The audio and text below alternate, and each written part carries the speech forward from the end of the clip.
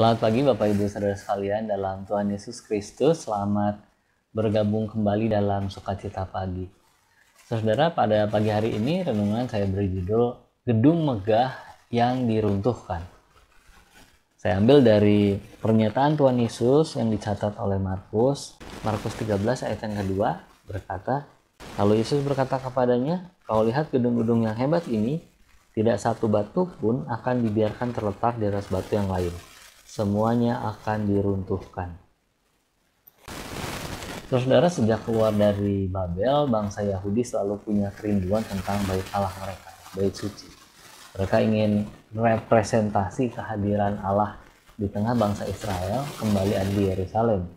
Nah, Yerusalem jadi ikon bangsa Israel, dan di dalam kota Yerusalem ada bait Allah. Inilah yang mendorong Imam Ezra membangun bait Allah, representasi itu. Dan Allah sendiri mengakui bahwa dia ingin ada rumahnya dibangun di tanah Yerusalem. Allah juga menunjuk Nabi Hagai supaya bangsa Yahudi bersemangat membangun bait Allah. Dorongan Allah kepada Imam Ezra, Nabi Hagai, juga ada Nabi Zakaria dalam rentang waktu berdekatan menunjukkan Allah sangat serius membangun bait Allahnya. Tetapi setelah bangunan itu berdiri, diperluas dan diperkokoh di era Herodes, malah seperti yang tadi kita baca, dinubuatkan akan dihancurkan atau bangunan itu tidak akan bertahan lama lagi.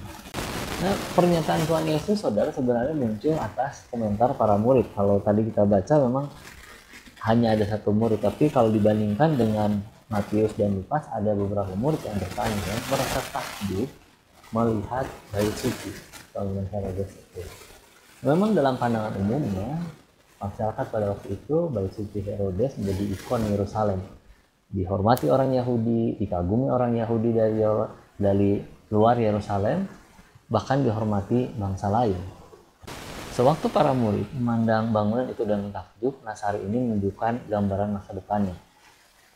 Sesuai dengan sejarah, pada tahun 70 Masehi, tentara Romawi menandakan penundukan kerajaan Yahudi dengan penghancuran dan pembakaran bait suci.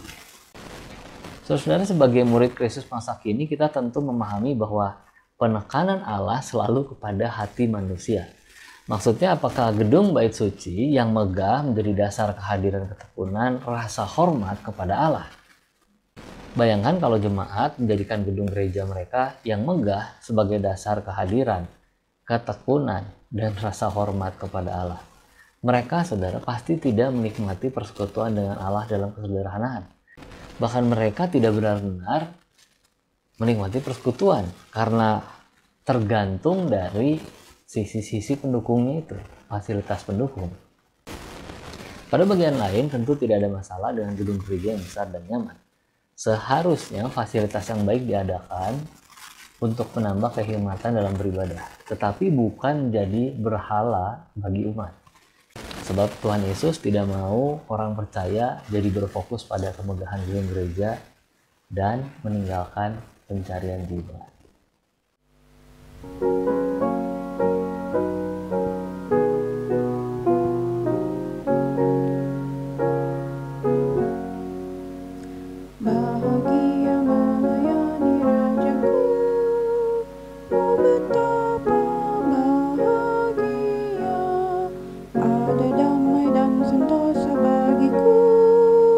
Melayani Rajaku,